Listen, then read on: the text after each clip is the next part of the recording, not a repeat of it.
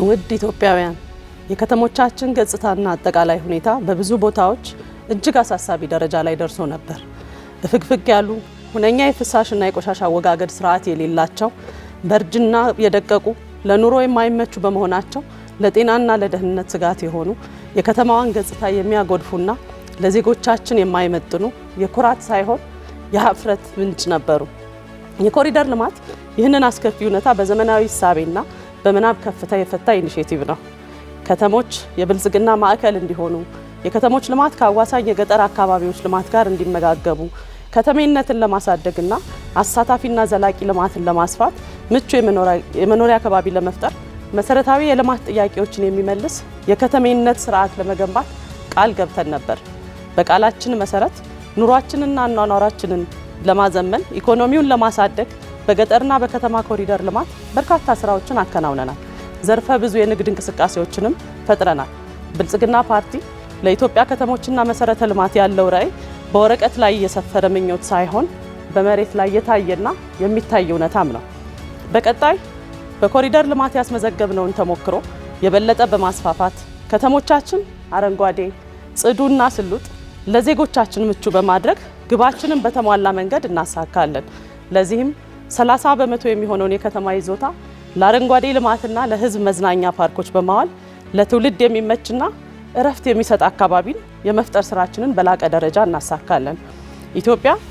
ኢትዮጵያን የአፍሪካ የኃይልና የዲጂታል ማዕከል የማድረግ ግባችንን ዳር እናደርሳለን። የታዳሽ ኃይል የማመንጨት አቅማችንን አሁን ካለበት ወደ ላቀ ደረጃ በማሳደግ እያንዳንዱ የኢትዮጵያ ቤትና የኢንዱስትሪ መንደር አስተማማኝ የኤሌክትሪክ ኃይል እንዲያገኝ እናደርጋለን። የትራንስፖርት መሰረተ ልማታችንንም በማዘመን ክልልን ከክልል ኢትዮጵያን ከጎረቤት ሀገራትና ከዓለም ገበያ ጋር እንዲሁም የገጠር ማዕከላትን የሚያስተሳስሩ የሎጂስቲክ መስመሮችን እንገነባለን። የሎጂስቲክ አገልግሎትን ቀልጣፋና አስተማማኝ በማድረግ ሀገራችን በዓለም አቀፍ የሎጂስቲክ አፈጻጸም ደረጃዋን ወደ 40ኛ ለማሳደግ የሚያስችሉ ስራዎችን እንሰራለን። ኢትዮጵያ ዘላቂና አስተማማኝ የወደብ አገልግሎት እንዲኖራት አማራጭ ወደቦችን እናሰፋለን።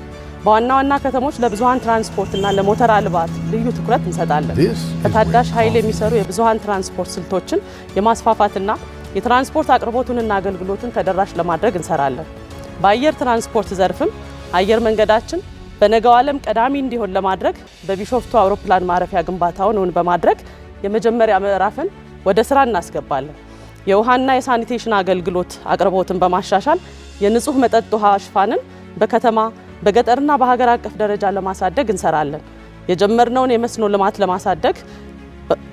በማሳደግና በማጠናከር የበጀት ድርሻውን ከፍ በማድረግ ለመስኖ አውታሮች ግንባታ ልዩ ትኩረት እንሰጣለን።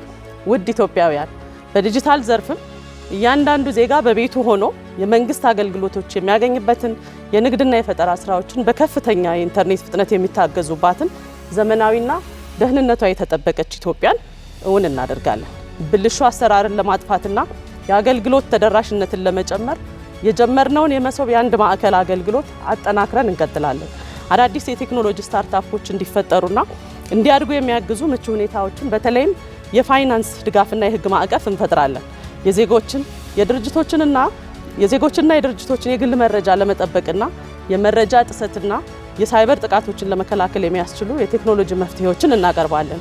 የአርቲፊሻል ኢንተለጀንስና የዲጂታል የዳታ አጠቃቀም ክህሎትን ለማሳደግ የጀመርነውን የ5 ሚሊዮን ኮደሮች አጠናቀን በዲጂታል ዘርፉ የስራ ዕድል እንዲያገኙ እናደርጋለን። የዲጂታል ጉዞ በማፋጠን የዲጂታል ኢትዮጵያ 2030 ስትራቴጂን ለማሳካት እንሰራለን።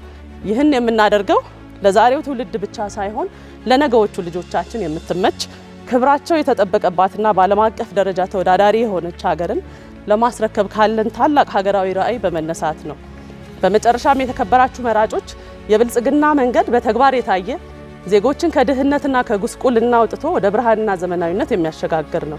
እኛ ሰው ተኮር ልማትን በተግባር አስመስክረናል። ብልጽግና ማለት ትናንትን እያደሱ ዛሬን እያለሙ ነገን በተግባር መገንባት ነው።